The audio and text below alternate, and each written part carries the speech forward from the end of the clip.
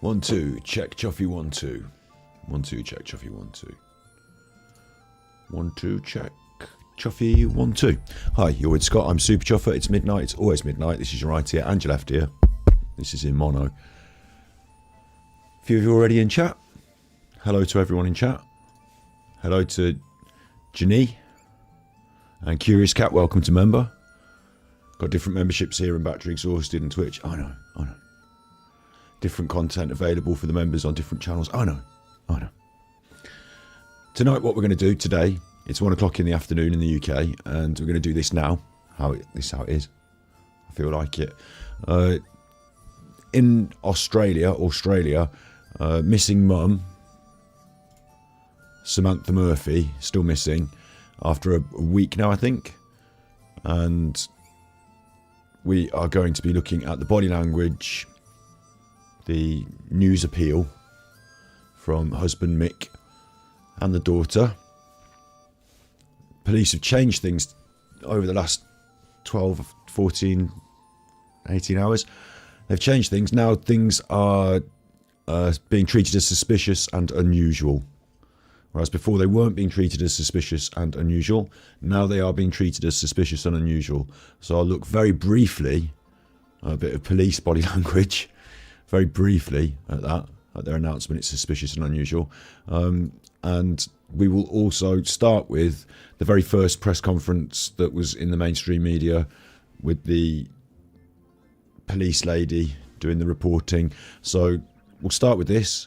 We'll listen to what she's got to say first, and then we'll move on to the family. And then I'll take a couple of passes on the family. Everyone gets really eggy if I keep pausing it all the time and don't let them talk. Of course, I've got to do that because it's fair use, react. I'm doing a body language, statement analysis, react. So I've got to do that a bit. But when we get to it, I'll let the guy talk. I'll let him talk fully. And then I'll break it down as much as I can let someone talk fully. Before I jump in, I'll try. I'll try. And and then we'll have my thoughts, my feelings. Your thoughts and feelings, of course, are in chat above my head, being recorded as they get typed in. Hello to you all.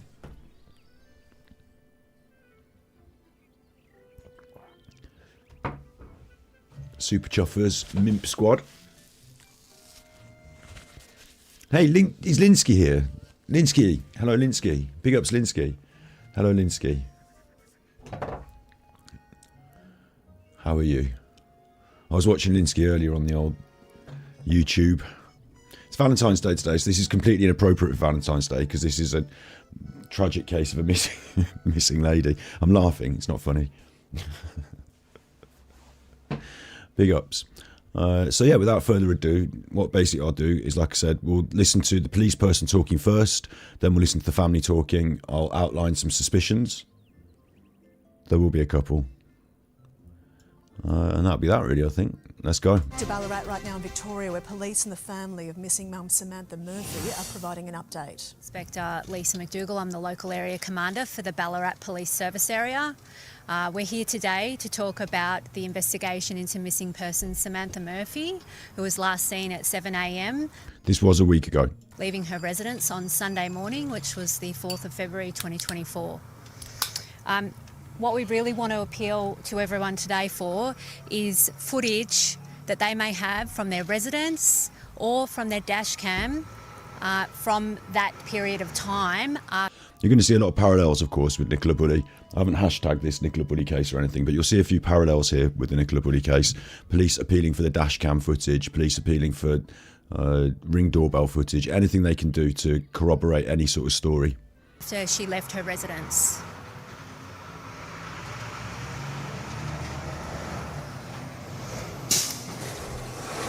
Just waiting for the truck to go past.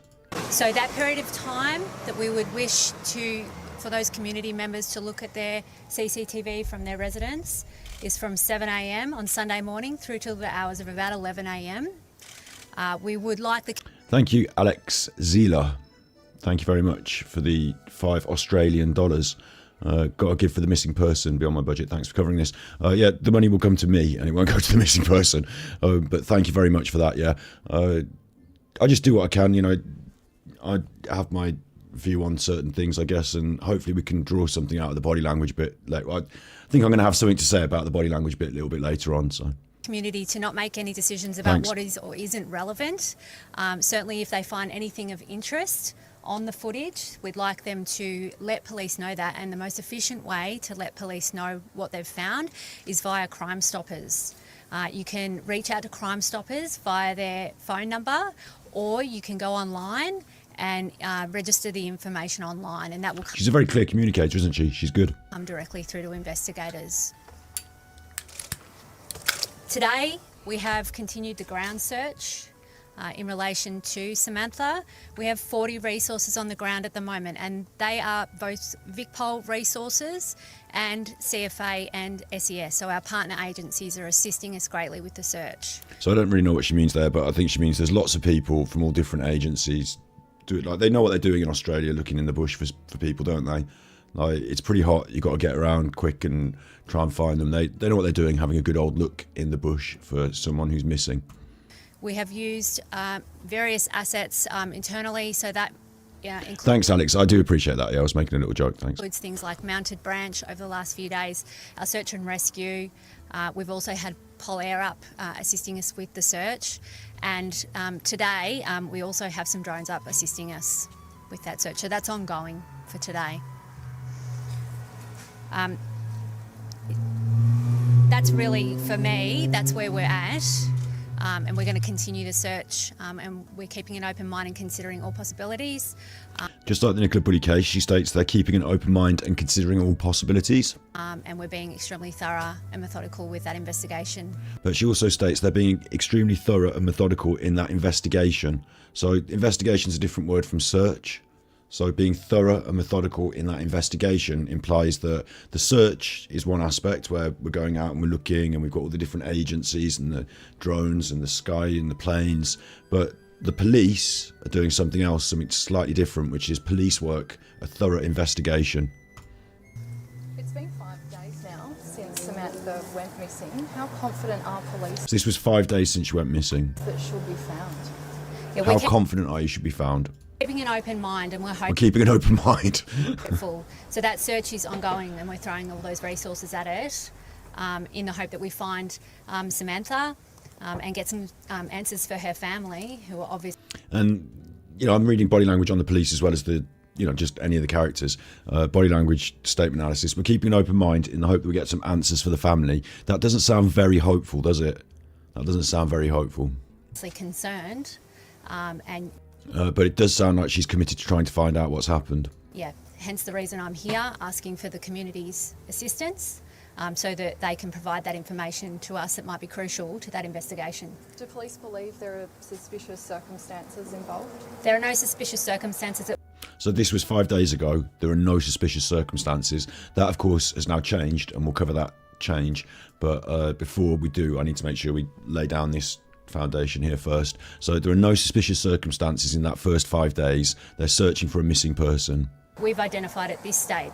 Big ups, Ginny. How do you donate to this channel? There's a button on the screen that's got a little dollar bill sign on a little thing, and that's the super chat button. Or you can follow the coffee.com Ganji, which you can see on the screen, and that'll take you to a website that you can tip me from through that. I get more money this way out of the cut. I get more of a cut, but I don't mind either way. It's all good. Or if you've got a particular charity that you have in mind, that you have to heart, then if you do that on my behalf, or even share the stream, that's always good as well. Beyond the CCTV that was released yesterday, have police been able to map out where Sam may have gone? We have some information that we are utilising to direct our searching, and so I should mention that the particular areas of CCTV and dashcam footage that we're looking for are the areas of Ballarat East, Canadian and Mount Helen, and like I said, to the east of Main Road or Geelong Road in particular are areas of interest to investigators. You can assume that those areas of interest are because of what the family have told the police about Sam's routine. It could also be a phone ping. It's possible. They did say in the early stage of the investigation they had some phone data, but they weren't willing to publicly state what it was until they'd corroborated it with the phone company. We've seen a lot of local community come out to help as part of this search. Have any of them been able to find information to help with your investigation? Look, there's been a number of items located and raised with investigators, and those Thank you very much, Big Chris, for the 99p super chat. Thank you. have been assessed. There hasn't been anything that has had a direct connection to the investigation at this point in time. But again, we appeal to the community. If something is of interest to you, raise it to investigators so that we can assess it to see its relevance to the investigation. We've seen a huge. Why Buninyong was initially included in the search and then ultimately why it was ruled out? So there was information provided to us that led us to that area and informed that aspect of the search. Are you still collecting information? I like the way she's really clear but kind of still vague. Why did you go and search in this particular area? Right, we had information, so we went and did that. Who is it from and what? What I'm reading into this a little bit is that in this early stage of the investigation, of course we know now that they've made it more serious, that they are thoroughly exhausting the... I don't want to say story, story. They're thoroughly exhausting what they've been told by the family and the possibilities that Sam has gone for a run, gone down in a certain area, is missing in a certain area. They're trying to thoroughly exhaust the first most logical ideas first, aren't they? So again, that forms part of that information that I'm referring to. We've seen a huge turnout from members of the community, a really heartwarming response. What would you say to those people who volunteered their time to help search for Sam? Well, sincere thank you to everyone in the community. It has been really heartwarming. As a community member myself, it's great to see everyone's concern and obvious concern, as we all are. And we really thank them for their help, along with our partner agencies, remembering that SES is a volunteer agency and their assistance has been gratefully received, as all the agencies that have assisted us with the search. Yes. I know this is a very formal thing, a press conference, and I know that in Australia compared to the UK, we have a sense that they are slightly more informal. But I think there's a real sense here that the police and the press and the community, although we're just hearing from the police here, I just get a feeling there's this much more relaxed, much more easygoing communication between the groups, and that, as she said herself, she is part of the community. Whereas in the UK with the Nicola Bulley case, there was definitely more of a sense of disconnect between the press, the police, and the community. There was a bit of confusion. How long has she gone missing for? Well, this was 6 days ago, and she'd already been missing for 5 days, so now it's coming on 2 weeks. Some community members we spoke to thought they weren't needed in the search anymore. Do police still really need them to be out and about searching? What else can they do to help? So we're not going to officially register searches from the community. This is really interesting because with the Nicola Bulley case, I know I'm referring to the Nicola Bulley case a lot, but it's a nice parallel, isn't it, to look at. In the UK, there was a community group who sort of led the search, and they were very visible, and they made themselves very visible. Here, the police are saying, well, we're not going to have you all signed up and organised or anything. If you want to do it yourself, but we're doing our thing with all the proper agencies. We're not going to stop you. Absolutely go and have a look. But no, we're not going to sort of take over that and combine with that. We're just going to let people do what they want, sort of thing. It's interesting. What else can they do to help? So we're not going to officially register. I don't know about caught on camera laughing today, but he was caught on camera laughing in this press conference, which we're going to look at in a minute. Need them to be out and about searching. What else can they do to help? So we're not going to officially register searches from the community. Unfortunately, we don't have the capacity to do that. We're not going to tell people not to search. So it's something they can assess of their own volition. There is some information at the front of the Buninyong police station. If they do wish to do that, it provides some guidance and some safety information to them. You're not treating it as suspicious, but as a female who runs by herself, is there any concern for people in that area? Should people not be doing that at the moment? So she asks a really interesting question. It's not being treated as suspicious, but females running by themselves, you yourself are a female that runs, do you think there's any reason for us to not do that at the moment? Basically asking, are people under threat in this area from a potential attacker? I'm not going to say what people can and can't do. Okay, so I'm just going to say that at the moment there are no suspicious circumstances that have been identified. It's up to people to assess their safety and comfort levels. Are any disused mine shafts factoring in the search warrant? Not at this point. Are there any disused mine shafts? I don't know why I laugh at that, because I think when I was a kid, we used to have Skippy the kangaroo on the telly, and there was like a a trope on the telly that, you know, Skippy would come and find, oh, they've fallen down the mine shaft and we need help. And they asked her, are there any disused mine shafts? So they don't think she's fallen down a disused mine shaft, no. When you say not suspicious, is there anything in Sam's history that might have indicated that she does not want to be found? You say it's not suspicious. Is there anything in her history that suggests she wouldn't want to be found? There's nothing I can comment on that at this time. No comment. Interesting, isn't it? Like, she's really clear with her responses, but sometimes she doesn't really give any information. But I kind of think that she's clear enough in the way she gives that no comment that it's acceptable. Received reports that police are investigating her movements at a Ballarat hospitality venue prior to her disappearance. Is there any truth to that? Yeah, I don't have anything to provide comment on that at this time. Again, he's asked a very specific question about police investigation about whether she went to a hospitality venue, and she seems like actually angry about that question. Like, she didn't like that question, and that gives me the impression that he might be wrong, but she can't say, no, we're not doing that, that's silly, you're wrong. But again, she's not going to state at all. I like the way she's not drawn on things she doesn't want to be drawn on. Like, this is still a quite early stage in the investigation. Did anyone at all know exactly where she was planning to run, what trail she was going to use prior to her leaving on Sunday morning?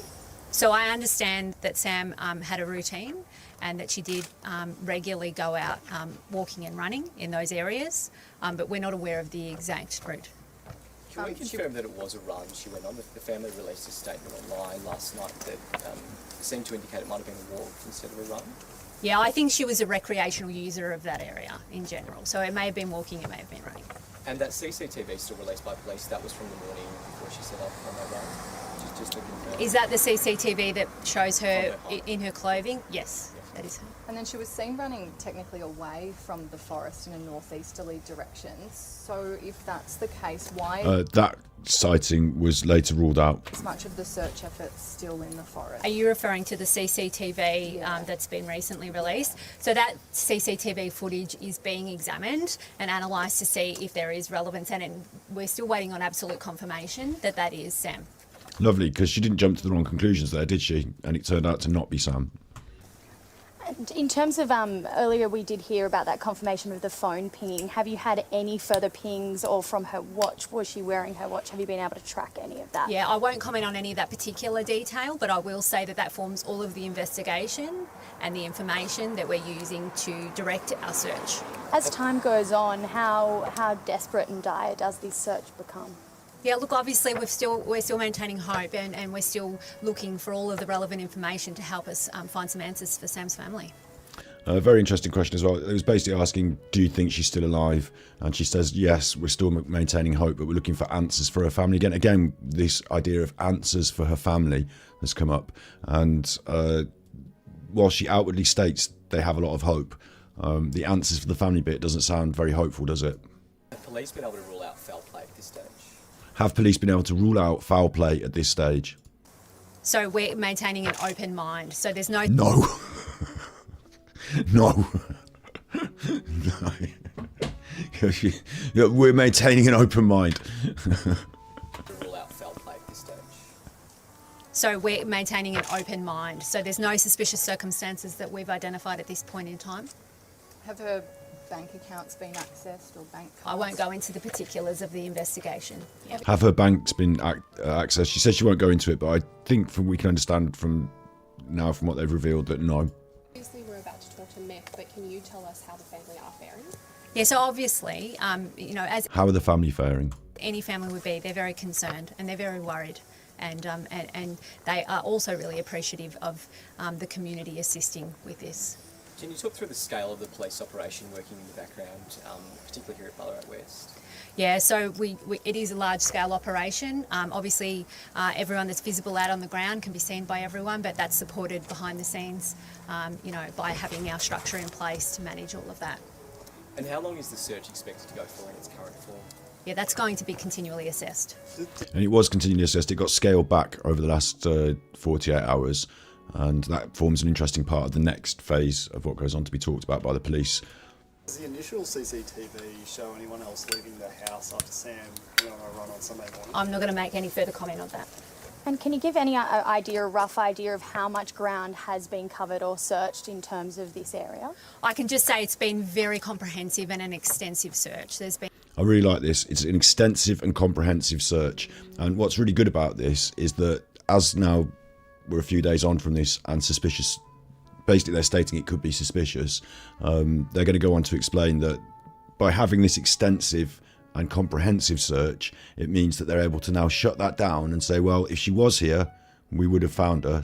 You got sounds ringing in your ears from someone else here? If she was here, we would have found her. So now we don't have to focus on this anymore. We can in fact focus on other more maybe suspicious options, because it's about, in police work, you know, it's about ruling things out, making sure you've absolutely crossed the T's and dotted the I's, and make sure you've absolutely gone through things so that you can be sure that this is now lid on it, ticking a box. We've thoroughly searched this, and so they're making sure to do that job.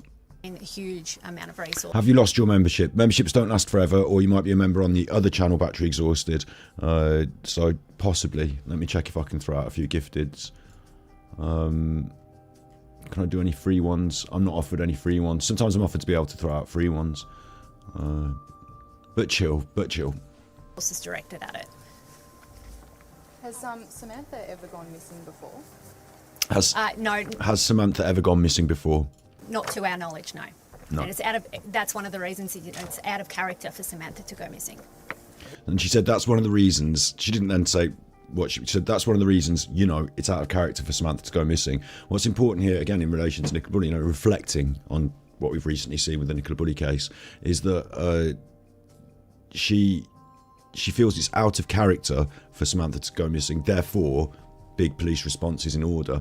In the UK with Nicola, it was also out of character for her to go missing, and there was also a big police response because of it, and we didn't have to talk about vulnerabilities or anything like that for that to be a justifiable police response. Who reported Sam missing? G'day, David Singleton. Police. It was her family members. Yep. Big ups ABC TV. Welcome to the cult. Welcome to mid-morning with the cult.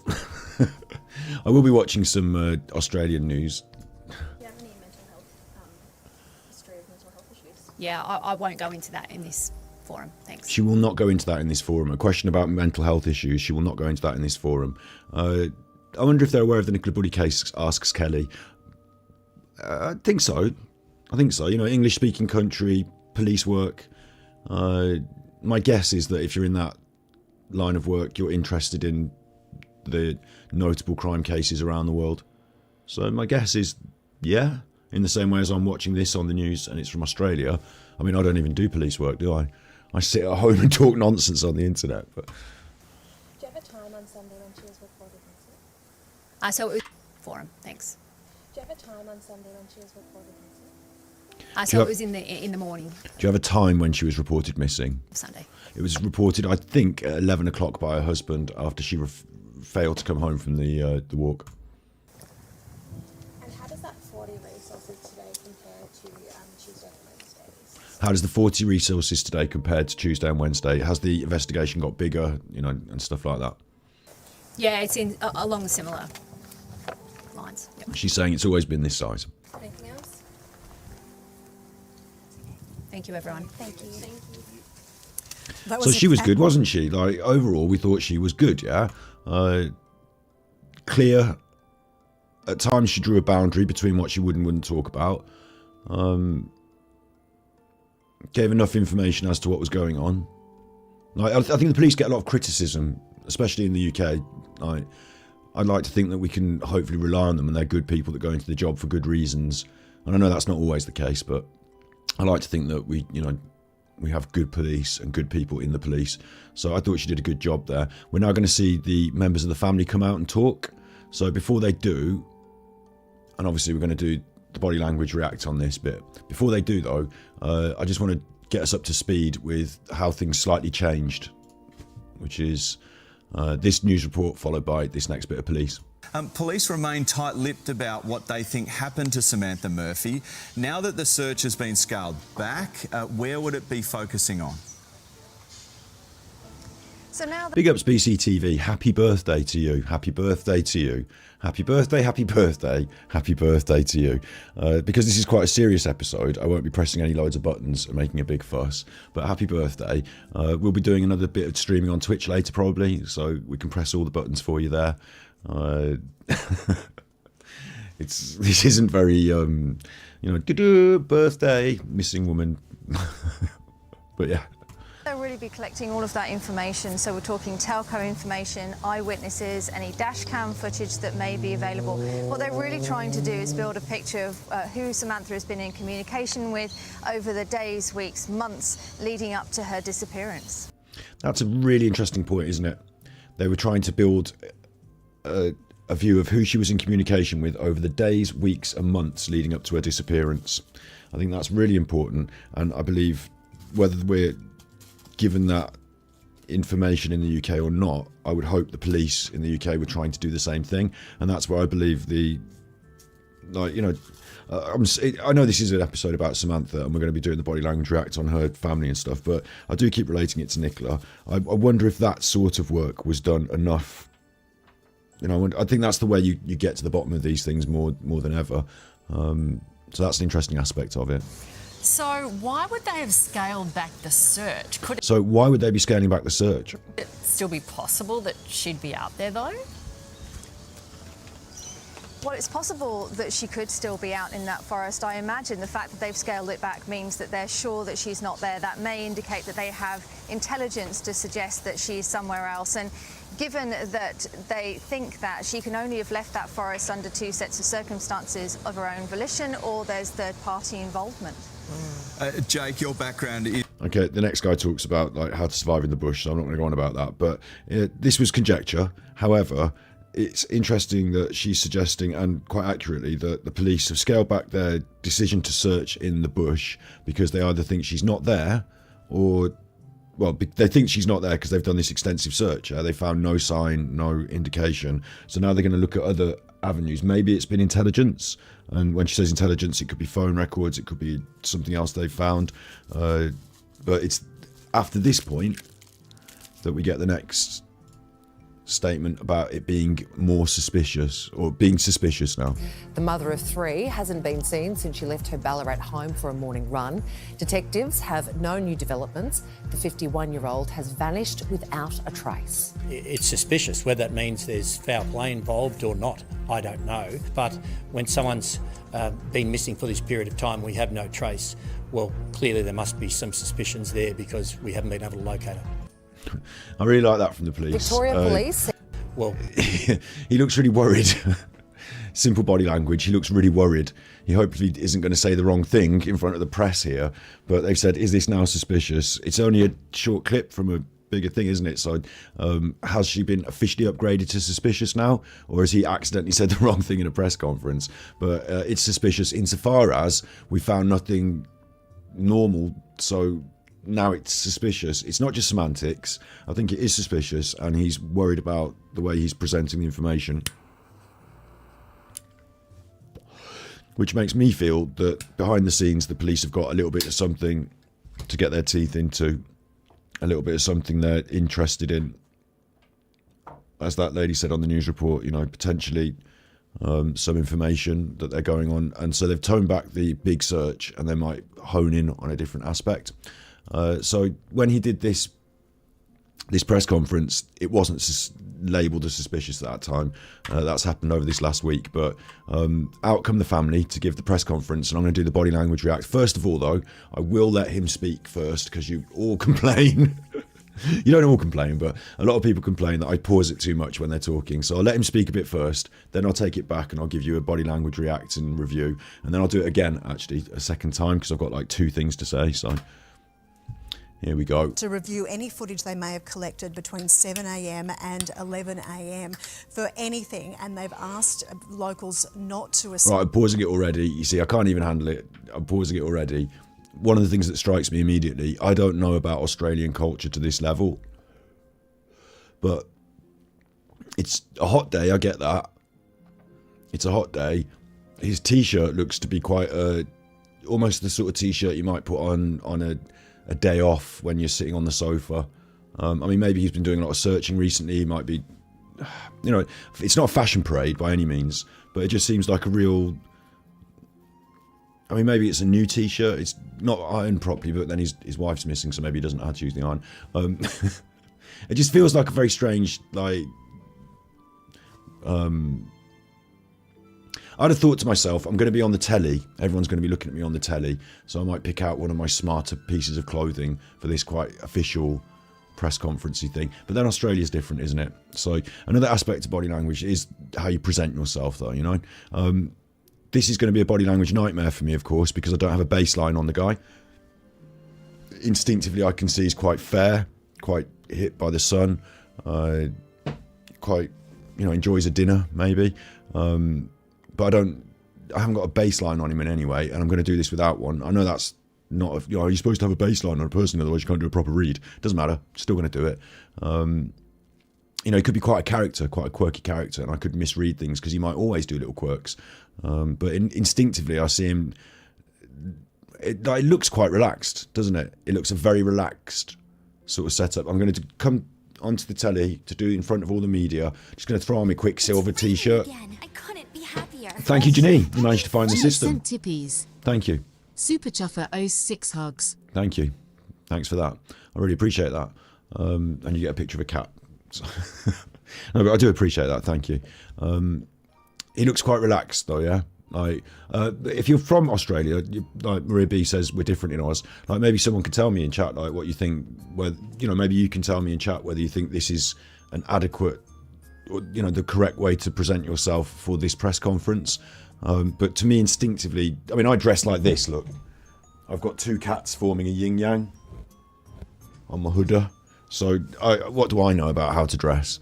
But I just felt that it looked a little bit slovenly, maybe. I don't know, it might be very hot. Yes, whether it's significant or not significant, they've simply asked them to come forward. You'll now be listening to Sam's husband, Nick. Afternoon, everybody. We just decided to do a press conference to help us with the search for Sam. We are overwhelmed by the help of the public and the community for what they, you know, the way they've all formed together and come together as a unit to help us look for Sam and her disappearance. People just don't vanish into thin air. Someone's got to know something, you know, whether it be any little thing that you might think's relevant. Just call the police, let them know, you know. It'll give us a bit of peace of mind if we get some hope from someone. And yeah, we just like to, if you can respect our privacy as well at home, whatnot, you know. If we've got something, we'll come out and say it, and you'll be advised by the police or by us if we need be. But thanks for your time, and so once again, hopefully someone's got something that they can remember or they've seen, and they can contact the authorities and put some light on the subject. And also, thanks very much for the people. The generosity throughout the community has been unbelievable. If we went to accept all the food that would want to be cooked for us and everything like that, we wouldn't have to go to the supermarket for 12 months. You know, it's just really, really good. So thank you very much, everybody. And we really, really do appreciate everything that everyone's doing. Thank you.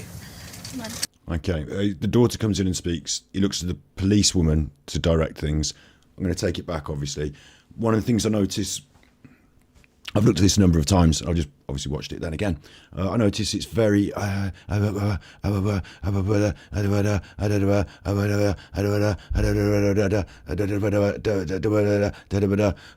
Thank you.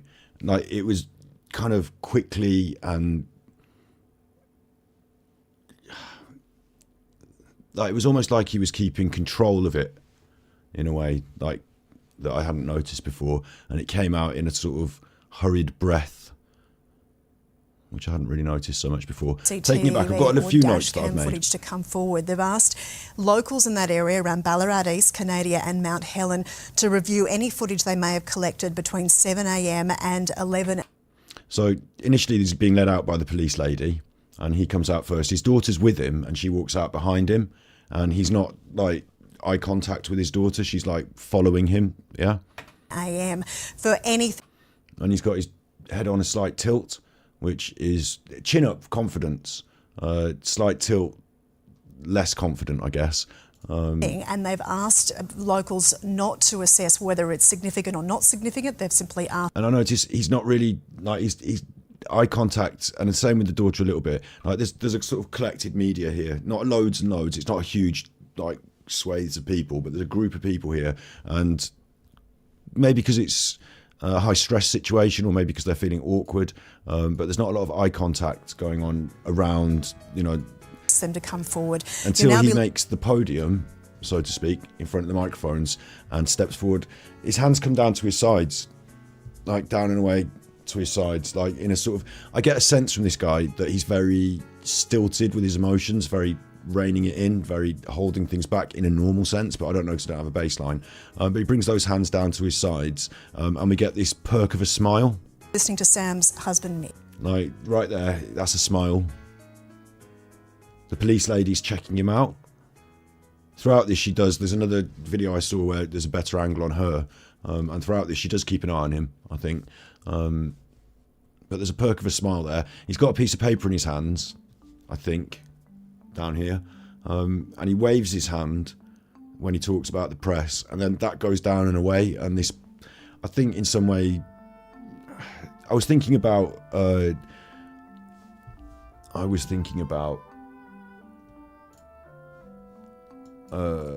adapters, which are body language movements that sort of hang on, just a minute, I'm trying to do two things at once. I'm looking for filters on the music, on the sound. Why am I getting this? Desktop audio, filters, compressor, turn that off. Adapters, body language movements. When we're talking, we could do illustrative movements, or sometimes we can do other movements. Like if we're stressed, we might wring our hands. Like that's an adapter. It's feelings about going on inside internally, but they're coming out in little movements.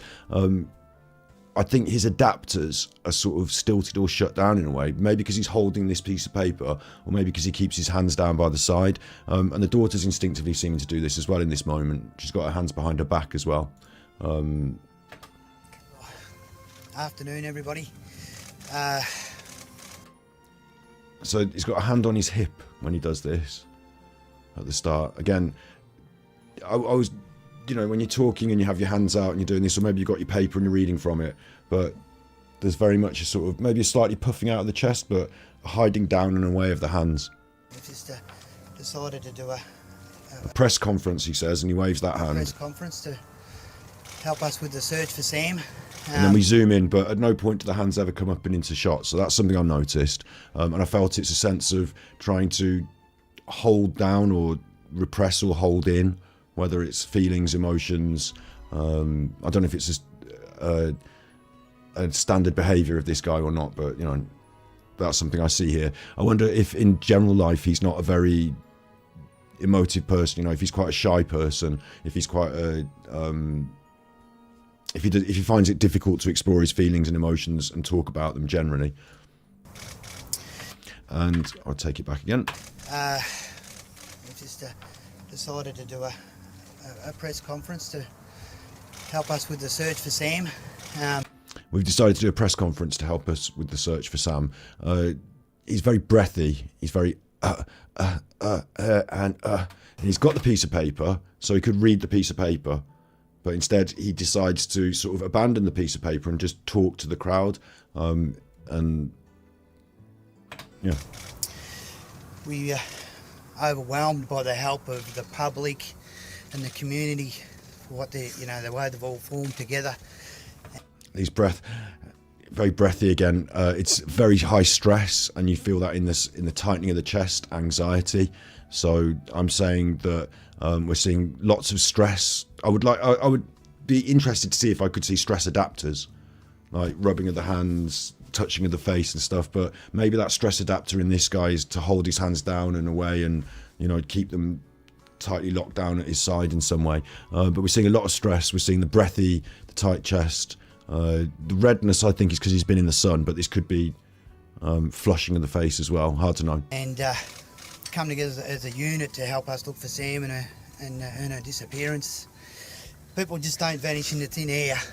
People just don't vanish into thin air. I was going to do body language first and then go about the words the second time round, but I'm sure many of you would have picked up on this. Some of you already have in chat. The exact words that Paul Ansell said in the Nicola Buddy case. People just don't vanish into thin air. Someone's got to know something. You know, Someone's got to know something. whether it be any little thing that you might think's relevant, just call the police, let them know, you know. It'll give us a bit of peace of mind if we get some hope from someone.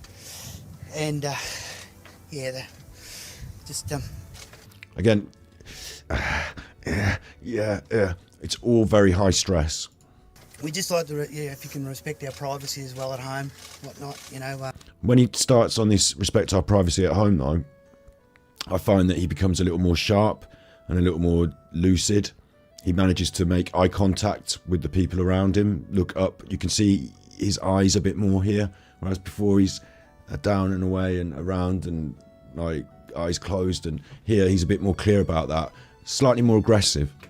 If we've got something, we'll Only slightly, and then he goes into come this. out and say it, and you'll be advised by the police or by us if we need be. But thanks for your time, and so once again, hopefully someone's got something that they can remember or they've seen, and they can contact the authorities. And A lot of nodding, a lot of blinking, a lot of again, eye contact's difficult because who's he making eye contact with? There's a group of people. He's talking to the collected press, but that moment where he asked them to back off, give them some privacy, it was quite easy for him to maintain a steady gaze there. This is all falling apart again. yeah, put some light on the subject. And also, thanks very much for the people. The generosity throughout the community has been unbelievable. And before we get onto that food, well, we'll go through the food. We'll go through it this way. We'll go through it this way. If we went and to accept all the food. The food, and a smile, right? Okay, so all that stress, all that anxiety that we've been feeling is now able to be relieved in some way in this part of the conversation. And he does enjoy the food, doesn't he? The food is a highlight for him. It makes him smile. It's something that, you know, when you're telling,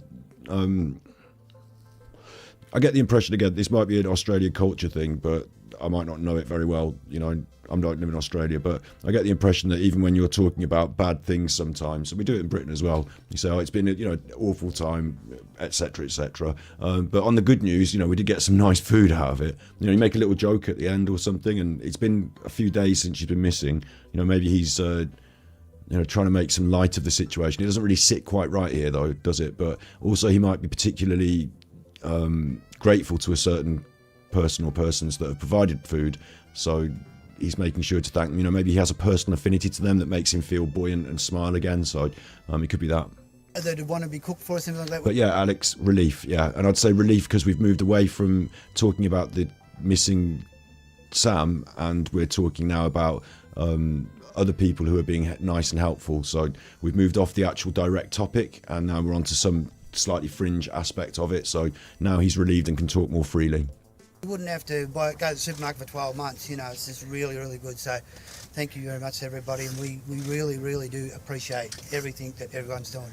And he does talk more freely and fluently there, but he still has this moving around with his head. And I don't know if he's looking in at different people, because I can't see the whole scene, or if he's just avoiding looking at anyone for any particular point in time. Thank you. And he steps away. I'm going to go over it again because no, I'm going to let the daughter talk now. I will go over this again. I've got some more to bring out on that. Okay, so and like, you know, I'm building towards what I would say is the most difficult bit, or when I say difficult, the worst bit, so to speak. But now the daughter takes over, and I think it's planned, but you know, she sort of says, "Can I jump in and say something?" We get a really interesting, different aspect of the body language. She speaks differently. Really obviously, I'm not going to analyse her too deeply. It's still more about him. But check this out. Appreciate everything that everyone's doing. Thank you. Mind if I say something? Yeah, just. Sorry, Jess, can we get you to step? Sorry, Jess, can we get you to step in front of the microphones and the cameras, please? Yeah. Yeah. And we get a smile again. Now, this doesn't mean that she's killed her mom in any way, shape or form. Like, do not get me wrong here. Like, when he came out, he gave a smile, didn't he? And like, initially you're going to say, right, he's smiling in front of the camera, so that's terrible. It's stress, it's embarrassment, shyness, but also you're being asked to literally step in front of a load of cameras. It's the telly. It's big, it's exciting. And even though it's underpinned by grief, sadness, like in that second where they say, you know, you can hear all the cameras flashing and all that, it's like, what, you know, what's happening? Like, there's a sense of excitement about something, and she smiles. I think naturally she loses that sense of happiness and smiling about that instant moment of being asked to step in front of cameras quite quick. But I'm not going to critique how she's dressed in any way. She's wearing a white t-shirt with like a black thing on it. Like, again, I think she's aware that she's going to be on the cameras. So the instant smile, I don't think it's awful. She does go on to cry, and it's like very reasonable body language from someone who's scared and worried about her mother. But it's interesting, isn't it, that there's the parallel with her dad who stepped to the mic and smiled. Hi, I'm Jess. I'm Sam's oldest daughter. But the difference is that fades very quickly as she realises what she's going to now be talking about. And she goes from that, you know, people talk about mindfulness, about how it takes you out of depression and can help with depression because you live in the moment and you don't think necessarily about all the things that are clogging and dragging you down in the moment. For a moment there, she was just the cameras and the noise and the can you move here? And then she sunk back very quickly into the sadness, which was slightly different from her dad, who had a much more steady sort of facial body language and sense of body language. Like, she's much more emotional range. There's much more emotional range here, and that's because she's very emotional, which is much more reasonable. She's a girl, maybe he's holding it in, maybe holding it together for his family, but you'll see a very different sort of delivery from her. On behalf of my dad and myself and my siblings, I'd just really like to thank our family and friends for just their continuous love and support. It's really helping us to get through and to keep us strong and to keep us motivated to keep looking and keep moving forward. Mum's a really strong woman and she's far too determined to give up this fight. I know she's out there somewhere, so if you could please continue to search for her, to give us something to work with, we'd really appreciate it. Mum, we love you so much and we miss you and we need you at home with us. Please come home soon. I can't wait to see you and to give you the biggest hug when I do and to tell you off for giving us so much stress. I love you. Thank you all for our time. And please stop taking photos of us and coming to our house. It's really hard. I just want to be able to walk around my house and feel safe. And it's a bit hard at the moment. Okay, thank you. Thank you. Okay, so what I'm going to pick up on this, I'm going to have to do in two passes, I think. First pass. Oldest daughter, Obviously, she's crying. Perfectly normal and reasonable body language from her. Like, she actually is crying. You see when the phone reflects on her face, the light, you see the tears. Like, she actually is crying, like, you know, perfectly reasonable body language. Throughout it, just on behalf of my dad and myself. when she starts talking, he reaches over and starts patting her and rubbing her on the shoulder. I was talking about adapters earlier, about body language you do with your hands, and this isn't an adapter, like, this is human touch, but it could be, I don't know if it could be considered an adapter in some way, but I don't know exactly, how do I explain this? What I'm hoping for, or what you hope for, or okay, what I think would be good is comforting body language here. Like, you're comforting his daughter, and what it just sits on the edge of is controlling, or I don't want to say it's controlling, actually. I don't really want to say that, but like the hand on the shoulder and the back and rubbing, and like I'm just hoping for a bit more of a step in and a cuddle, because there's a sense of distance, and like having the hand on someone's shoulder and their neck and their back from a sense of distance, it can seem a bit more like, if I'm holding someone's neck and shoulder from from a slight distance, there seems to be a bit more of a, I don't know. You know, so you've got that going on the whole time. And my siblings, I just really like to thank our family and friends for just their continuous love and support. The pat and the rub is definitely a comforting gesture. The rub is a comforting gesture. When you're hugging someone, if someone's giving you a nice rub when they're hugging you, comforting gesture. If they pat you though, the patting, watch out for this one, patting is like a signal of like, okay, that's enough now, time to end the hug. It's a signal of time to stop. So I feel that in this process, while she's doing her bit of talking, he finds it more stressful listening to her talk than he did standing there and doing the talking himself. And in some ways he wants it to stop. So once she's made a certain point, sometimes he kind of pats her as if to sort of say, right, move on from this, stop this please. And it might just be natural subconscious because he's finding it stressful. Really helping us to get through and to keep us strong and to keep us motivated to keep looking and keep moving forward. But here the hand is stationary. Mum's And his gaze is out amongst the audience. We'll come back to his face in just a minute. a really strong. Sarah Beth, thank you. Welcome to Member. We've got members content on this channel associated with some of the stuff we've been looking into. Nicola Bully, Gaynor Lord, actually as well. And it will stay as members stuff. So only the members get to see it. And I'll try and make some more member stuff in the future, making sure to try and do something once a month. No promises. It's just nice that you're supporting the channel. Thank you. Woman, and she's far too determined to give up this fight. She's far too determined to give up this fight. Elicits a pat. That requires a pat on the back there. She's far too determined to give up this fight. I know And she's out the there. rubbing follows the patting. So again, you could easily say comforting. There's just something on the edge between comforting and controlling. In just, it could be so subtle, can't it? Like, you know it if you're feeling it on the back of your, like, this is someone's dad on the back of his daughter's neck when she's in a vulnerable position, so maybe it's very defensive as well of her neck, and you know, there's a lot of reasons why it's positive, and I'm not there feeling it like she is, and I don't know how often and how close, like, physically they generally are, but we're not seeing that slight arm's length that exists between them at this moment because of the way the camera is, but there is, like, you know, his hand is slightly out here, so for me it's just slightly uncomfortable watching. Somewhere. So if you could please continue to search for her, to give us something to work with, we'd really appreciate it. Mum, we love you so much and we miss you. And we need you at home with us. Please come home soon. The rubbing again, which turned into a pat again.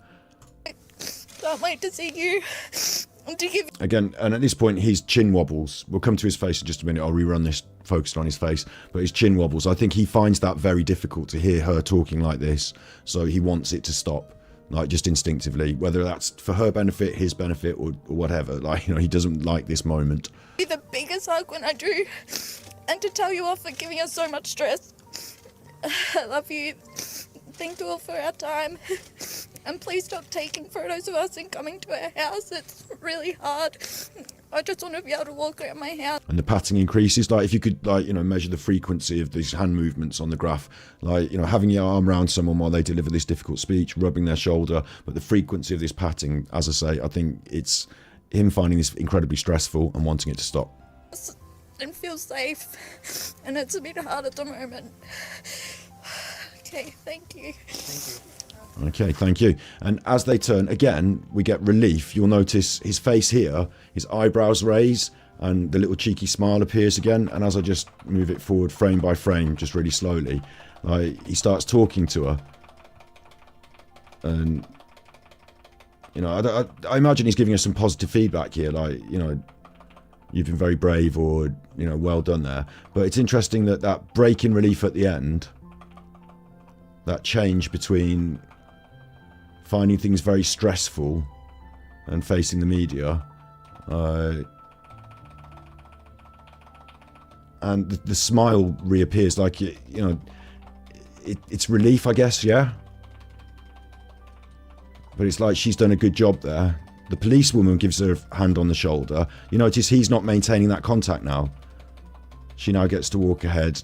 He leans in and says something, and as she walks, again, then as they walked in and out, she was behind him, he was in front of her. Now eye contact is broken completely, isn't it? Like, he leant in, but the eye contact is now broken, and he pats her on the back a sort of well done, you know, a sort of, it reminds me of a sport coach patting a player on the back as they leave the field. A heartbreaking appeal there from Jess Murphy. And another hand comes up behind as she walks in, guiding her in from the back here. Somewhere between, for me, comforting and controlling.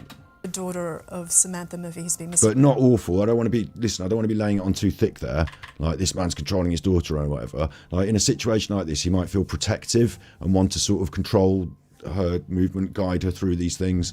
Like, you know, that might be fine. So I don't want to be laying it on too thick. But there's another aspect of this daughter's testimony, daughter talking. I'm Jess, I'm Sam's. And I want to focus in on his face, and then we're going to go back to him and what he said again one more time, because I've got something really important to sort of draw parallels between the two of them. So let's have a look at his face a bit more clearly when we do this. Oldest daughter, just on behalf of my dad and myself. So he steps in with the hand. So we know the hand's going on. You know her body language is consistent, and the hand's going on. And my siblings, I'd just really like to thank our family and friends. So he starts making these funny faces while she's talking.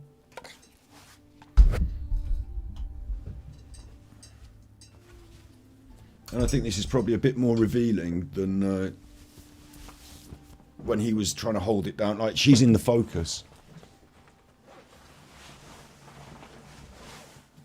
So he doesn't feel as under the scrutiny. Oosh, I guess. Is my guess. I don't know. He's also going through this stressful situation of watching her go through this, yeah? So he's reacting, and he can't speak, and it's not his turn, and, you know. So this first one, for me, is like that sense of like having to hold it in. And again, I've said this a number of times, I feel that this guy holds it in. I mean, I don't know, I haven't got a baseline for him, but a sense of shyness, or for most men maybe, like just sort of talking openly about your feelings all the time, you know, a sense of social shyness about that maybe. I don't know. We'll come on to that again more when I go back over his thing, but just the continuous love and support, it's really helping us to get. He looks out across the assembled press here and doesn't really listen to what she's saying as much as assesses the audience. And I get a feeling of resentment or anger, like, in some way about that. Through and to keep us in the same way as when earlier he said if you could just leave us alone and have some privacy, you know, he was quite able to look out across at them there. And to keep us his tongue comes out here. Motivated to keep looking and keep. And he searches around in his upper part of his mouth, his canines. And to keep us strong and to keep us motivated to keep looking and. It's an interesting, subtle, internal. Usually if you're looking around with your tongue when people are talking, it might be that you're searching for something to say or an answer, or searching around in your mind can be accompanied by searching around in your mouth with the tongue. But personally, I don't feel this is the same exact statement, because he kind of licks the front of his teeth, almost like a confidence. I'm thinking about all that food he had. It's a strange one. It's a strange one, but the tongue is at work during the time that she's talking. And earlier I talked about adapters, about how you've got body language you do with your hands while you're talking, verbal communication and stuff like that. But if your hands are shut down, like, how do you express these adapters? Like, the hand is on this girl's shoulder, sorry, his daughter's shoulder, before it was down by his sides. So I feel the face and the tongue in some way, you know, comes in and does these sort of adaptive, stress-based, reactionary behaviours here. To keep us strong and to keep us motivated to keep looking and keep moving forward. When she says strong, motivated, keep looking forward, you know, maybe literally he's thinking about that food keeping him strong. I don't know. It's very interesting though. Usually you would say a push out of the tongue, straightforward, like straight at you, is provocative. No. Someone thinks they're slightly better than you, or thinks what's going on is a bit rubbish or thinks they're better than it or have got one up on it. It could be seen as deceptive body language if they've, you know, managed to get the lie past.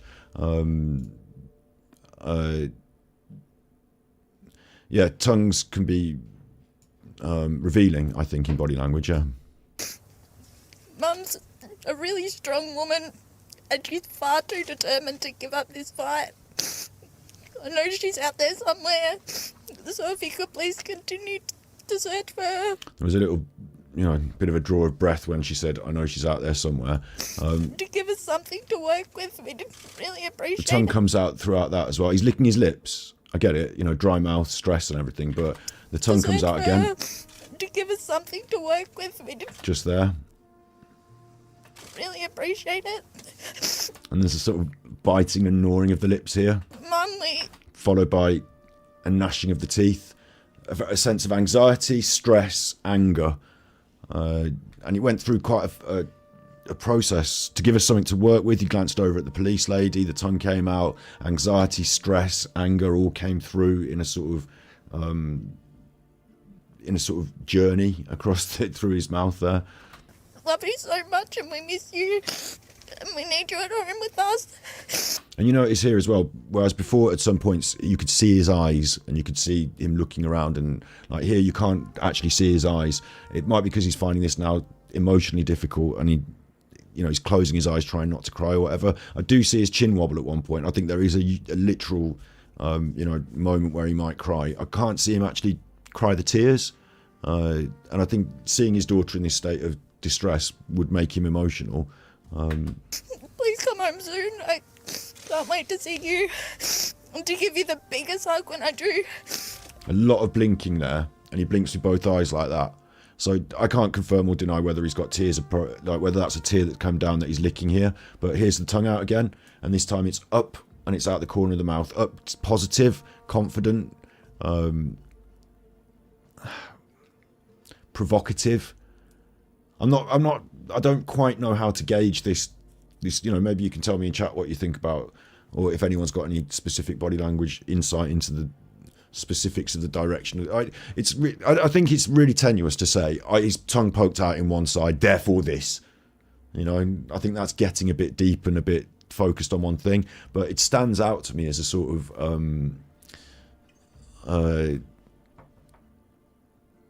provocative tongue push. And to tell you off for giving us so much. And then we get this searching again in the side of the mouth, pushing out into the side of the mouth. This is where he starts to find this emotional attachment to what his daughter's saying. He goes, and Stress. I love you. Thank you all for our time. And please stop taking photos of us and coming to our house. It's really hard. I just want to be able to walk around my house. Are we getting a sense of shame at all in this when he starts looking around and away and down? He's got his hand on her shoulder, but he's not looking at her. He's looking away and around and feel safe. And it's a bit it's hard only at brief. the moment. And now he's back. Okay, thank you. But as I say, what I find so strange throughout that was the complexity and maybe we'd look at that one more time and try and pick out micro expressions in that, because there was quite a few, and they were either connected to what she was saying or what he was thinking, the pressure of the situation, the ideas that were coming up, the press around him. There's so many things happening all at once, but at the end of it we definitely get relief, and this smirky smile comes through, which I took to mean, along with the pat on the back and the walk back in through the tunnel, so to speak, a sort of job well done there. She's done a good job there. And I'll tell you something, and this is where we'll get on to going back over him one more time as well. There's a very marked difference, and this is where I would say, if those Australian police are watching and there's going to be suspicions, there's a very marked difference. Can I find the Firefox to get rid of that? Thank you. There's a very marked difference between the way he talks. This is going to go into more statement analysis, I guess, and the way she does. Can I get my camera up bigger again, please? Thank you. Right. So let's take her one more time.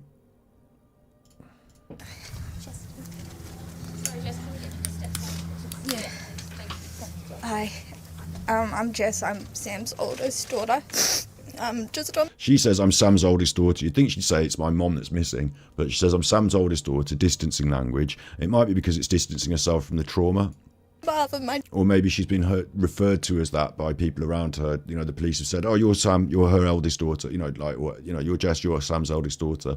Maybe she thinks it's more of a formal way to speak, but very quickly she breaks down from that formality. Dad and myself and my siblings, I'd just really like to thank our family and friends for just their continuous love and support. It's really helping us to get through. And she's thanking the people around her, which is, you know, important, I guess, but to keep us strong and to keep us motivated to keep looking and keep moving forward. Mum's a really strong woman. She's referring to her mum, like, about how strong she is. So we're getting on to mum now. So we've like started, it's very traumatic for her, this, I think. So we've started slightly distanced from it and we're getting closer to it. And she's far too determined to give up this fight. I know she's out there somewhere. So if you could please continue to search for her, to give us something to work with. She states she knows she's out there somewhere. Search for her. Give her something to work with. Really appreciate it. Mum, And now she states mummy. She now directly appeals to mummy. love you so much And that's the bit that really, I think, starts to make him feel bad. But miss you. And we need you at home with us. mummy, we miss you. We need you at home with us. Please come home soon. I can't wait to see you. And to give you the biggest hug when I do. And to tell you off for giving us so much stress. And that bit there, I'll give you the biggest hug when I do, that really makes his jaw quiver. To give you the biggest hug when I do. Give you the biggest hug when I do. And to tell you off for The tongue comes giving out. us so much stress. And then the jaw goes. And to give you the biggest hug when I do. And to tell you off for giving us so much stress. And to tell you off for giving us so much stress is a bit of a strange one for me. I suppose it's supposed to sound funny, you know, I'll give you a great big hug and to tell you off for giving us so much stress. Maybe she tells them off, you give me so much stress, you know, maybe it's the thing they say. And that gets a slight smile out of him as well, but maybe that was pre-scripted to like sound a bit more, you know, light-hearted, but it didn't come out very light-hearted. Obviously they're going through a lot of stress, but she appeals directly to mummy, yeah? Like, she had to distance herself from it at the start because I feel the trauma of it. Like, stepping up to the world media and then reading out a statement about, right, dear mommy, like, it's going to just, like, she was already broken from the start. It was hard for her. So I understand why she wanted to mentally take steps into the bit where she talks directly to mummy. But going back to this guy. Afternoon, everybody. We just decided to do a press conference to help us with the search for Sam. So we've decided to do a press conference to help us with the search for Sam. So we did mention her, again, with that distance language. With the press conferences for us, we need help. We're searching for Sam. We overwhelmed by the help of the... We're overwhelmed by the help. Again, I think it was prearranged maybe by the people before they went out. You know, say thank you to the people that... What we're going to do is we'll say thank you to the people that have been helping. We'll say, can anyone say if they've got any dash cam and stuff? And then we'll say, you know, like, it's the same sort of logical order here. Public and the community, for what they, you know, the way they've all formed together and come together as a unit to help us look for Sam and Come together as a unit. I find that interesting, the word unit, but I'll come back to that maybe. and her disappearance. People just don't vanish into thin air. You get your people just don't vanish into thin air. You get that, don't you? What people? You mean your wife? You mean... So now we're talking about generalities about all sorts of other people, yeah? But what about your wife? So... Someone's got to know something, you know, whether it be any little thing that you might think's relevant, just call the police, let them know, you know. Let them know, you know. Any little thing you might find relevant, just call the police, let them know. Let them know what, well, you know. And again, before it was talking about mummy. Now we're talking about if anyone knows any little thing, you know, out in the public. That'll give us Binky, welcome to member. a bit of peace of mind if we get some hope. And that will give us some peace of mind and some hope. So it's about us again and how we feel. someone, and yeah, And now we actually get an unwelcome guest. A fly alights on his face, and it distracts him. just we just like to, if you can respect our privacy as well at home. And that's when he goes into the respect our privacy as well at home. So again, it's us. It's how we feel. Our thoughts are with us. I've had lots of nice food.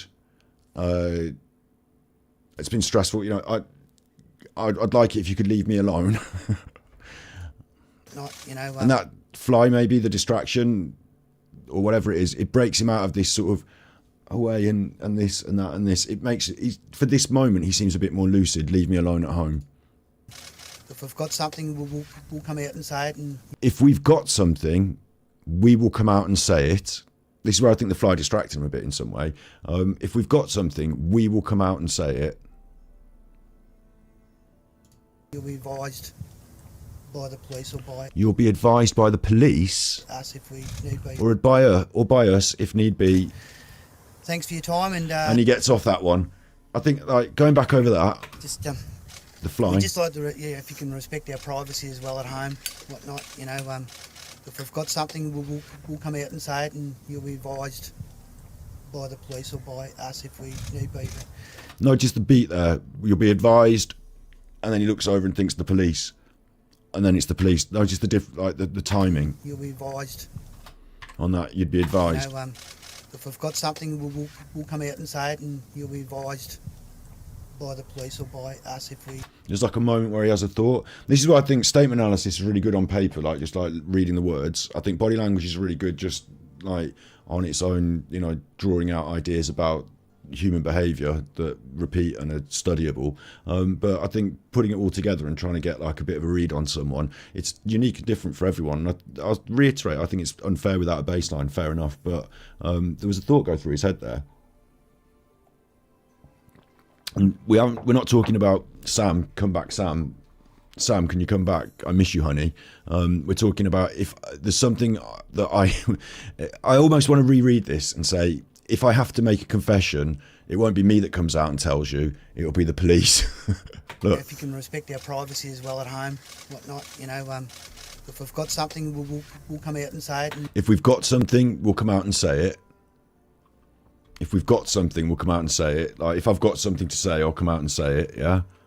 You'll be advised. And you'll be advised, you, the press, you'll be advised. I've been advised recently by a lawyer or by the police. I think all of a sudden, why am I using this legal language? You'll be advised. So that's where there's this pause, and he's like, by the police? What am I saying? Where am I? How have I? That fly distracted me for a minute. I told them to leave me alone, and now I'm saying that they're going to be advised by the police. If I've got something to say, you'll be advised by the police. Or by us if we... Or by us. Thanks for your time. Yeah, anyway. Like, he sort of petered out on it. Like, I didn't like that one at all. I found that one really uncomfortable. That whole, if there's anything I've got to say, it almost you could reread it in a way and say, I'm not saying anything, no comment, and if I've got anything to say, you'll have to go through my lawyers or the police will tell you. If they find anything, or if I decide to confess, it'll be the police that tells you. So I found that one a bit interesting. If we've got something, we'll come out and say it, and you'll be advised. He stuttered on it. This was not the most confident delivery, was it, this bit? By the police or by us if we need be.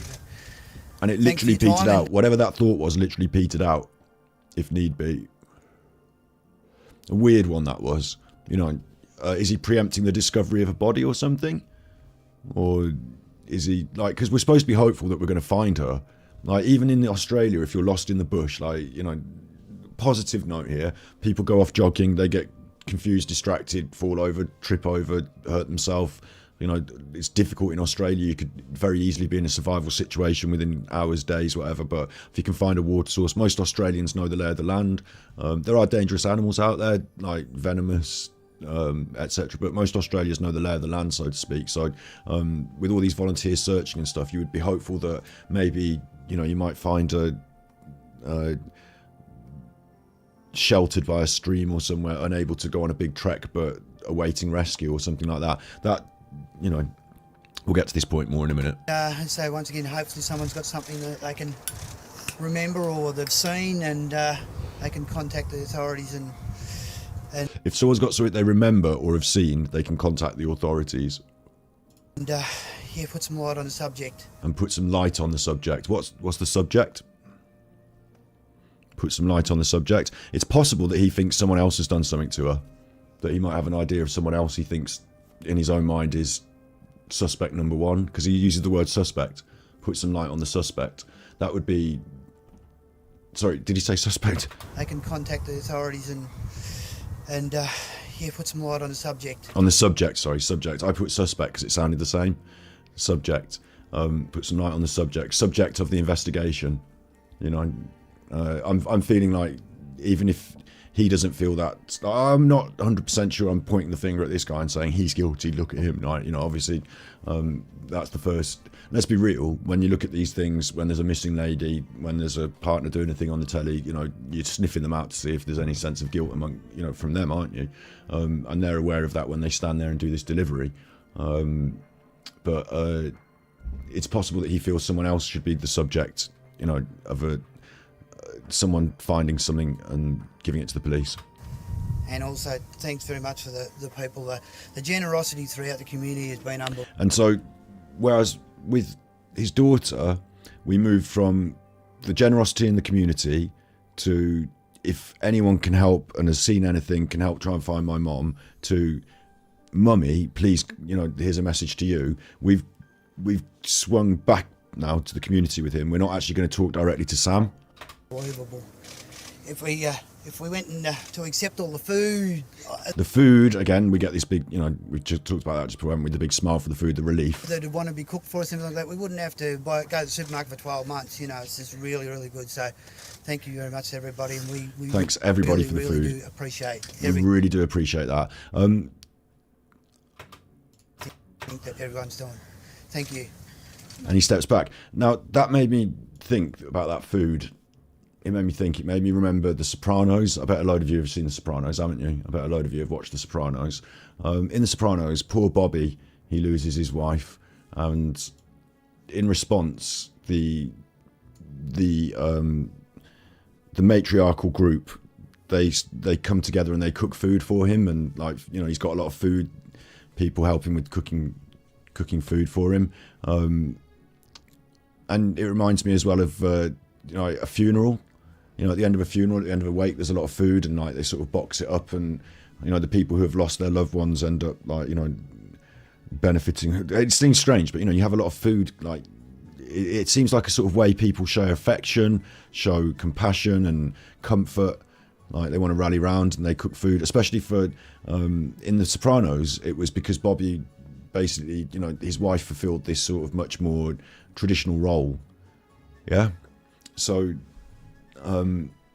We're talking about this aspect of the wife being missing, therefore this man like is being nurtured by others with food, implies in some sense a more traditional role for, or at least his perception, you know, does he not do much cooking, or maybe he's out searching so he hasn't got time to cook, but or maybe it's just the fact that people bring food and that's the way things go. But it reminds me of that Sopranos season where Bobby loses his wife and people do all the cooking for him, and there's those funny overtones that started to ring alarm bells in my head. The one is that I don't think he's convinced that she's coming back or is alive, and it has this sense of a in The Sopranos, you know, Bobby's wife actually died, so like that was clear, and they brought all the food for him, didn't they? But it has this sort of weird feeling to me about this role being replaced by these others providing this food and stuff like that, and he's okay with that. Like that's a hole in his life that's been sustained and filled, and he's very grateful for it. But the difference between what he said in his ear and what his daughter said is that he failed to talk to his wife. Like he talked about searching for her, but he failed to talk to her or about her as if she was alive. Press conference to help us with the search for Sam. Help us with the search for Sam. Like, help us find Sam, the search for Sam. Not to help us get to Sam, to like Sam come home. The sense that she would come home. But you know, I'm being a bit harsh in the way I feel, but you know, he might legitimately just be that realistic about things, that if she's not been found after 5 days, she might actually not be coming home. But the sense that I get the sense that he feels subconsciously, maybe, that she is, I don't want to say dead, but you know what I mean, dead. Which is why he doesn't appeal to her or talk about her as if she's watching, or any sense that she might actually return. Yeah, overwhelmed by the help of the public and the community for what they, you know, the way they've all formed together. The public and the community have all formed together, you know, rallied round. Again, after a tragedy, this could happen. Like, we're midway through a process here, but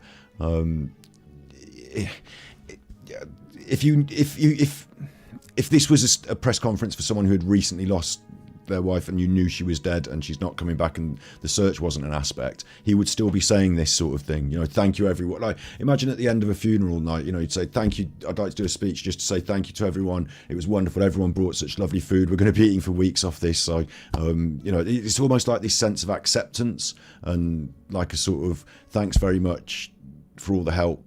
Leave us alone now.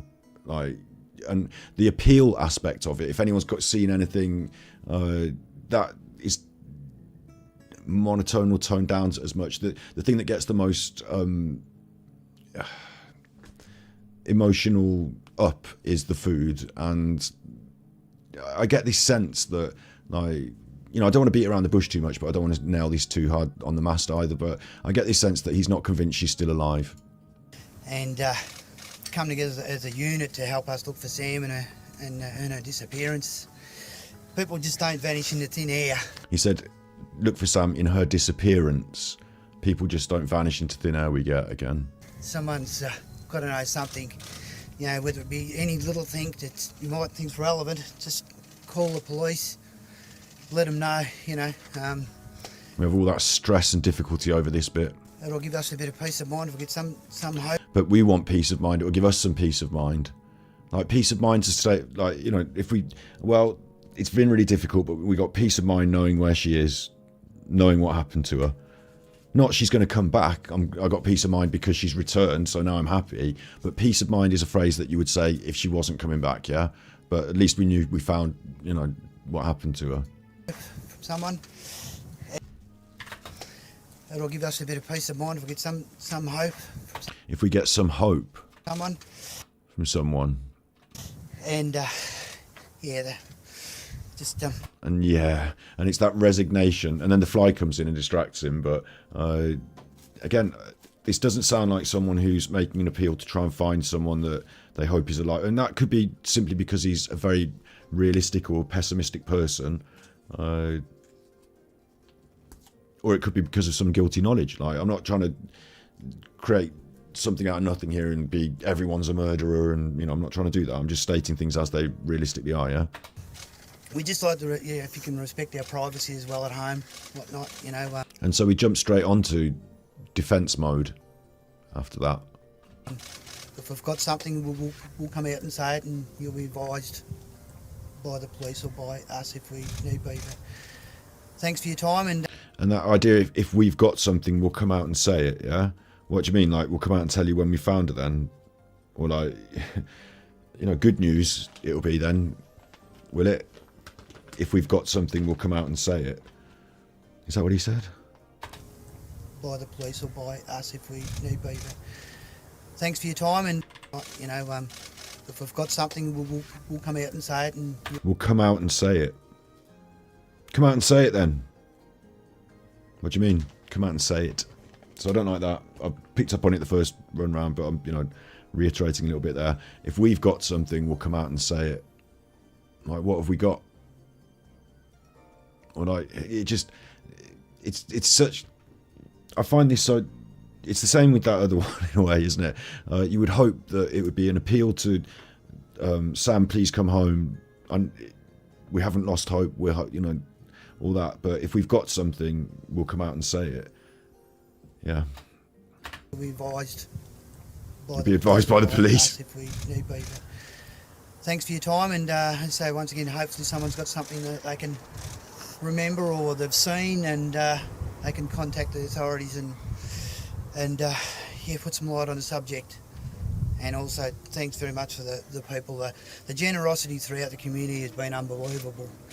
If we went to accept all the food that would want to be cooked for us, and like that, we wouldn't have to go to the supermarket for 12 months. You know, it's just really, really good. So thank you very much to everybody, and we really, really do appreciate everything that everyone's doing. Thank you. Mind if I say something? Yeah, Jess. So it was just lacking that personal touch, wasn't it? Because it almost sounded like he was a police spokesperson or someone. Very flat, very even, no emotional strength of appeal, no direct appeal to Sam herself. Overall,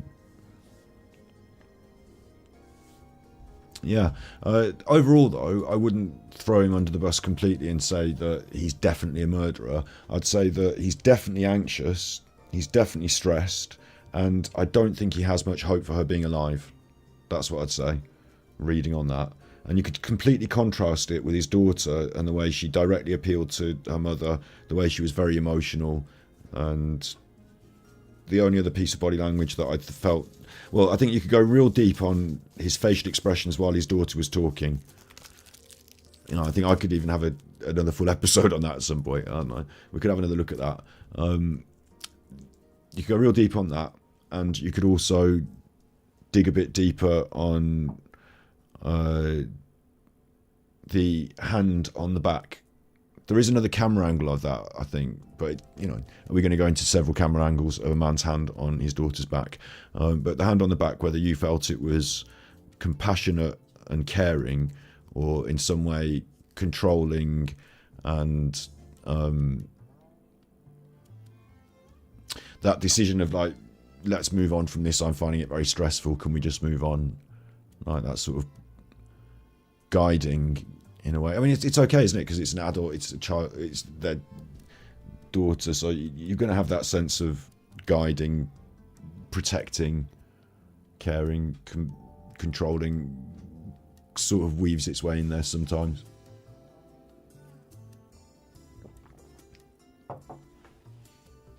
So that's my read on all that, basically. Clearly there must be some suspicions there because we haven't been able to locate her. Clearly there must be some suspicions there because we haven't been able to locate her. And the update from today, like I said, the new bit on today is that I feel from the read from the police is that they've done an extensive job, and this is where we could reflect on the Nicola Bulley case as well, I suppose. They've done an extensive job on the search, an extensive job, and they don't feel that that is turning up the results that they would hope if she were to be out there. So they're looking into other aspects now, and they've been doing a thorough job trying to backtrace her movements, her relationships, her phone contacts and stuff, building up a picture for months, building up to it. And that's a really important aspect of it, isn't it? So I think I've got quite a lot of confidence in their approach. So I don't know if they will ever find the full truth, but we're hoping that the Victoria Police are working hard on this. I've got a lot of confidence in their approach, at least. My gut feeling is, just like the Nicola Bulley case, how can we confirm that she went on a run? We can't. That last CCTV, I don't know, I can't see the wider picture. I don't know if that's her going up the drive or down the drive, or she's carrying something in her hand, and I don't know if that's just a disposable thing to go in the bin, or, if you'd usually take a water bottle on a walk, or, I've got none of that. What I've got is she was last seen at the house, really. So I think the police have switched on to those ideas as well. Has anyone got any questions? I should ask. It's not a massive one, this isn't. It's something I needed to do, body language react and review of this, basically. So it's not a massive one, and I've got another video coming out either later on today or tomorrow about Richard D. Hall and his court case over the Manchester Arena bomb. So that's going to be coming out. And we've got a Neighbours lined up for Super Chuffer for you. And I go on the internet and talk all manner of nonsense on Twitch as well. And I'll be doing some personality tests on Twitch later on. I think I might take the love test for Valentine's Day. Sorry if today's episode wasn't a very Valentine's-y sort of episode. It's not really a wonderful love story, is it? Interesting as well, the police are being very tight-lipped, aren't they? As that police report said. Sorry, as the news report said. So I think they do that for a reason, because they're very professional and they're in the process of an investigation. Was there any statement saying she'd gone on a run? I haven't got all the fine details here, but what I understand is that the family, i.e. this dude, said she went on the run and she didn't come back. She was supposed to be back at 11 in the early morning, late morning, and she didn't return. So then he raised the alarm. What's not known about, well, the episode about the Manchester bomb that I'm going to drop is Richard D. Hall, who, I don't know if you know who Richard D. Hall is, he's a former YouTuber. He was taken to court by the survivors of the Manchester bomb for saying that it wasn't real, and the survivors won the court case. So I reviewed his footage and videos talking about it and did a video about it, and that's going to come out on this channel. So depending on how things are, it's ready to come out now. I could drop it right now if you want, but I'll probably leave it to a 6 in the afternoon job and make it a premiere. Maybe today, maybe tomorrow, depending on how this video goes. If people watch this and are watching this later on this evening, I'll leave it till tomorrow to drop the other video. Time is 14:30 now, exactly. Yeah, big ups Fiona. At the time, the time is. I'm not the speaking clock. I did see one thing that went past in chat that questioned whether the daughter was involved here, and I would say my instinctive read on that is no. And does she fear her father? I don't think so. You don't get a good look while he's while he's talking. She makes a couple of faces, looks at him a couple of times, but she's just cut off on the side, so it's hard, and she's in distress. But put some light on the subject, and also thanks very much for the people, the generosity throughout. I don't know exactly what's going through her mind when she stood next to him and he's doing this talking. But she made sure to get in and make her stamp on it by making her appeal. Like, she'd got a thing written on her phone. She's obviously old enough to be aware and involved in this process, and like the police side of things. She wanted to be out there on the. She had the option here, the choice, and she wanted to do this. I don't get the idea that they're colluding together to have done something. I find that might be a bit. There are younger siblings in the family as well, aren't there?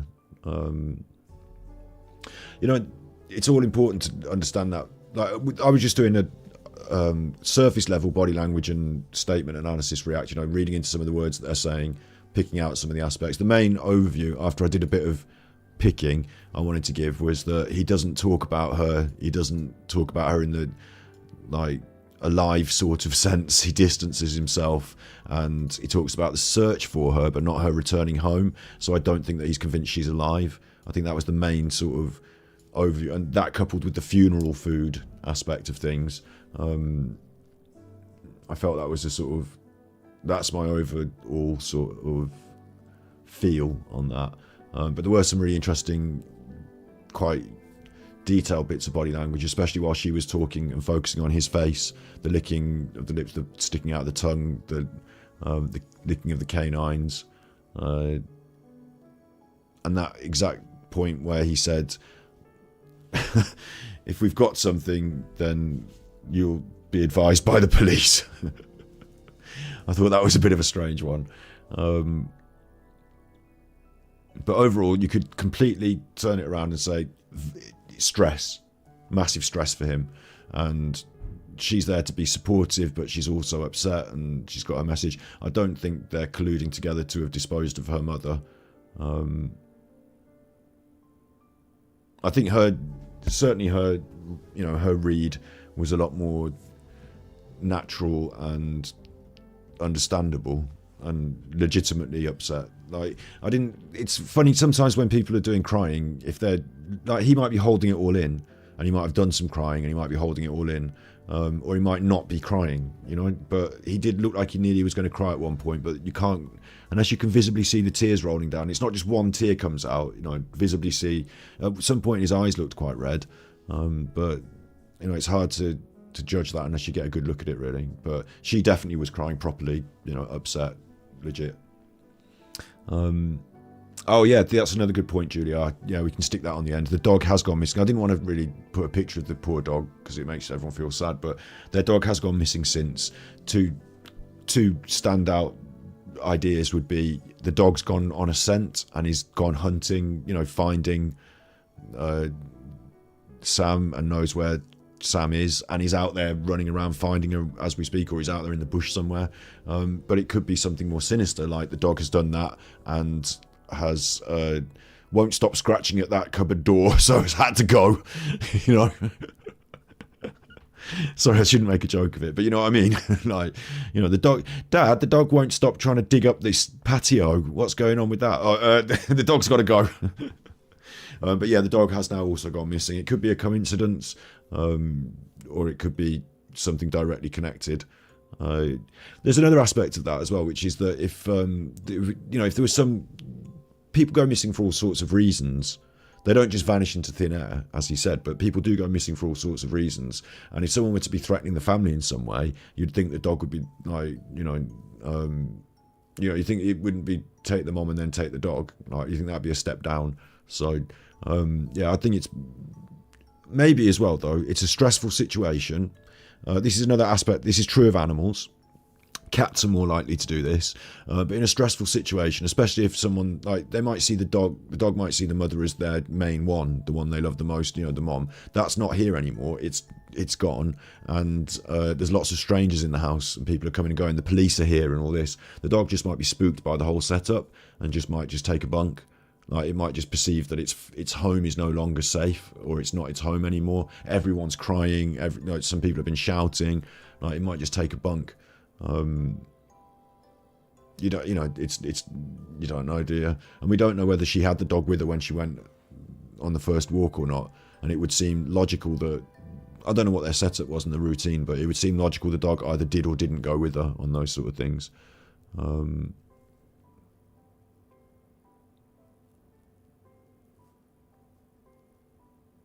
Someone in chat saying the dog got out and was hit by a car. I didn't know that. So that might be the case.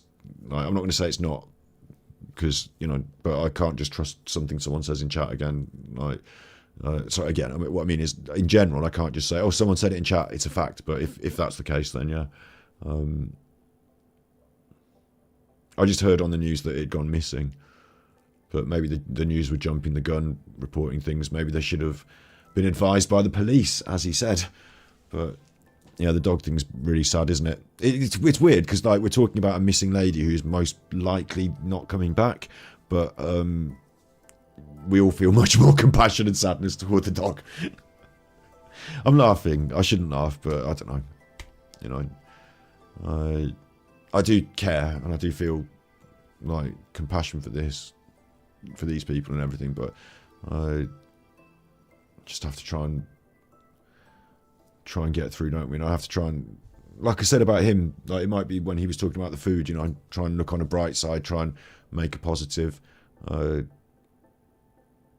which again is something I find negative in terms of the whole setup, because you could do that if you were summing up at the end of a funeral speech or something, but not so much if you're still in the process of worrying that she might not come home.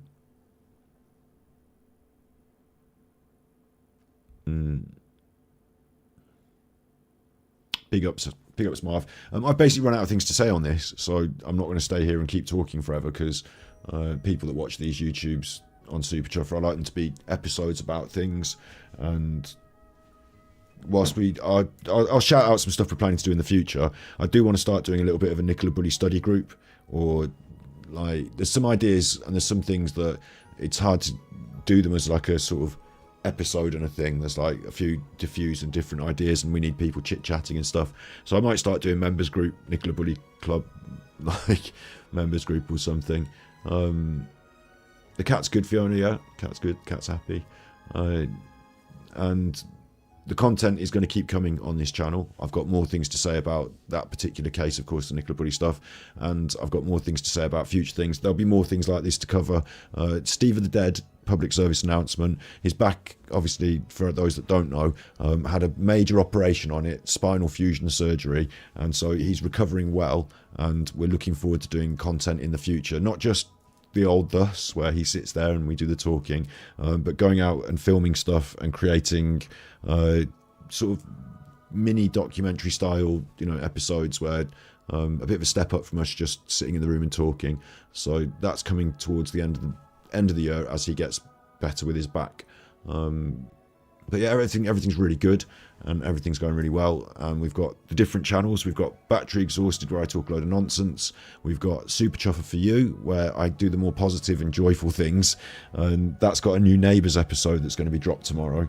I think we'll do tomorrow we'll drop Richard D. Hall versus the Manchester survivors on this channel. So there'll be more content on this channel tomorrow.